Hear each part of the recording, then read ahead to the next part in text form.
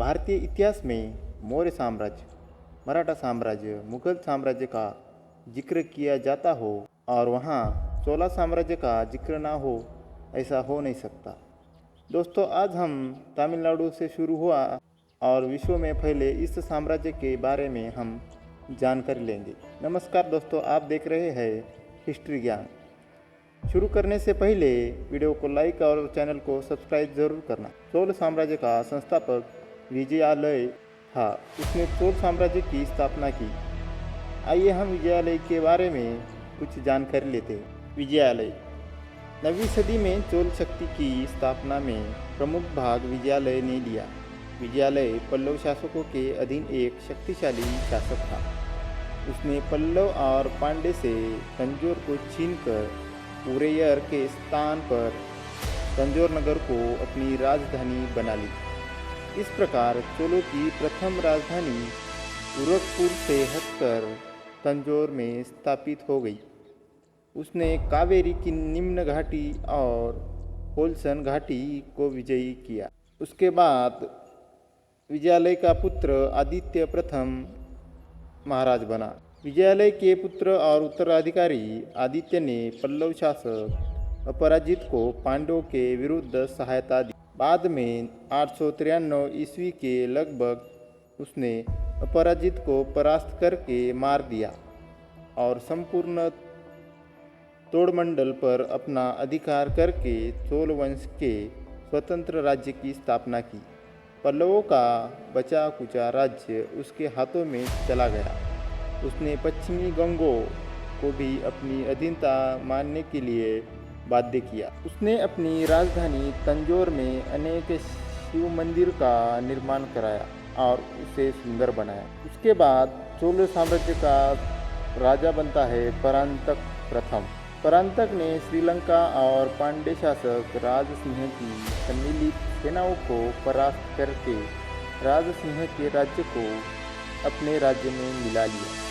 उसने बानो और वैदुम्बो को परास्त किया तथा बल्लाल के युद्धों से राष्ट्रकूट शासक कृष्णा द्वितीय को परास्त करके पैनर नदी के दक्षिण के संपूर्ण भूप्रदेश पर अधिकार कर लिया।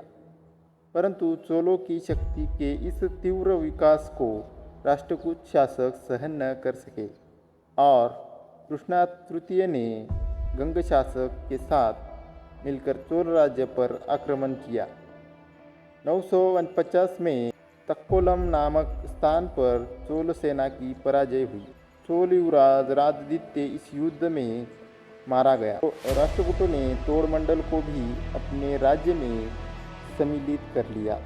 चोलों की यह पराजय इतनी गंभीर थी कि अगले 32 वर्षों तक चोल शासक दक्षिण की राजनीति में नगण्य बने रहे। इसके बाद महाराज बनते हैं राजराज प्रथम महान। उत्तराधिकार में युवराज अरमोलीवर्मन प्रथम को 985 ईस्वी में अशांत एवं अव्यवस्थित छोटा सा कमजोर राज्य प्राप्त हुआ। सिंहासन पर बैठने से पूर्व में ही उसने उत्तर चोल के शासनकाल में ही युवराज के रूप में सैन्य संचालन तथा शासन कार्य का अनुभव प्राप्त हो चुका था। उसने राजराज की उपाधि धारण की। राजराज प्रथम अपने जीवन में शैव धर्मावलंबी था। उसने शिववाद शेखर की उपाधि भी धारण की। चोलों की शक्ति और प्रतिष्ठा को पुनः स्थापित करने का श्रेय राजराज को गया, जो चोल वंश का एक महान शासक हुआ।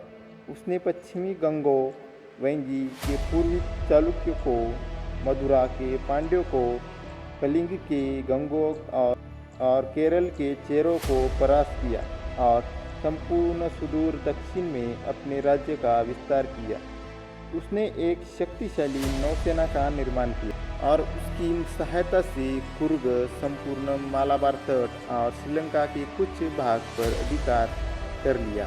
उसने लक्षद्वीप और मालदीव नामक द्वीपों को जीता, पूर्वी द्वीप समूह पर आक्रमण किए और श्री विजय साम्राज्य के राजा से मित्रता की।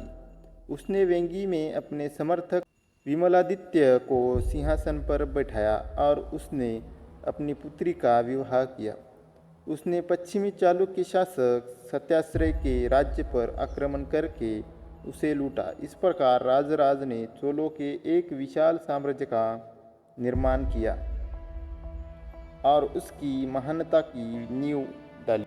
राजराज एक महान विजेता ही न था, अपितु एक योग्य शासक, प्रबंधक और निर्माता भी था।